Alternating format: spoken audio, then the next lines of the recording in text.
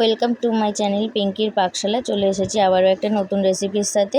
ভিডিওটা শুরু করার আগে যারা আমার চ্যানেলটিকে এখনও পর্যন্ত সাবস্ক্রাইব না করে দেখছেন তারা প্লিজ আমার চ্যানেলটিকে সাবস্ক্রাইব করে দেওয়ার অনুরোধ রইল। আজকে আমি করে দেখাবো দীঘার সমুদ্রের রঙিন কাঁকড়ার ঝাল। কাঁকড়ার ঝাল বানানোর জন্য প্রথমে আমি কাঁকড়াগুলোকে কেটে ধুয়ে পরিষ্কার করে নিয়েছি। এবার কড়াইতে আমি দিয়ে দিয়েছি 5 চামচ মতো তেল। তার মধ্যে দিয়ে দিলাম একটা বড় সাইজের পেঁয়াজ কুচি, 1 চামচ আদা রসুন বাটা, 1 চামচ হলুদ গুঁড়ো, 1 চামচ লবণ, আর দিয়ে দিয়েছি একটা বড় সাইজের টমেটো কুচি। সমস্ত মশলাগুলো ভালোভাবে কষিয়ে নিতে হবে। আর দিয়ে দিলাম ওর মধ্যে 1 চামচ জিরে গুঁড়ো আর 1 চামচ ধনে গুঁড়ো, আর দিয়ে দিলাম হাফ চামচ মতো চিনি।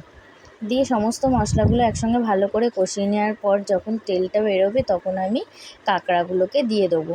কাঁকড়াগুলো কিন্তু আমি আগে থেকে ভেজে নিইনি, আপনারা চাইলে ভেজেও নিতে পারেন। এইভাবে একবার বানিয়ে দেখুন, আপনাদেরও ভালো লাগবে।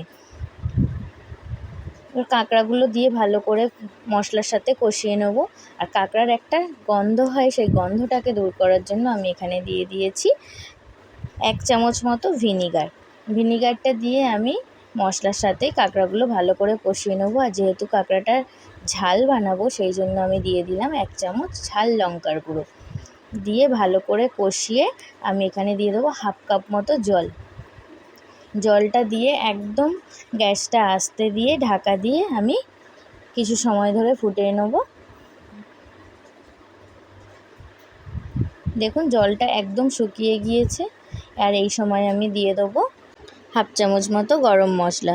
ব্যাস সমস্ত কিছু একসঙ্গে নেড়ে চেড়ে নিলে রেডি হয়ে যাবে দীঘার সমুদ্রের রঙিন কাঁকড়ার ঝাল। ভিডিওটা ভালো লাগলে একটা লাইক করে দেবেন, কমেন্ট করবেন আর বন্ধুদের সাথে শেয়ার করতে ভুলবেন না। ধন্যবাদ পুরো ভিডিওটা দেখার জন্য।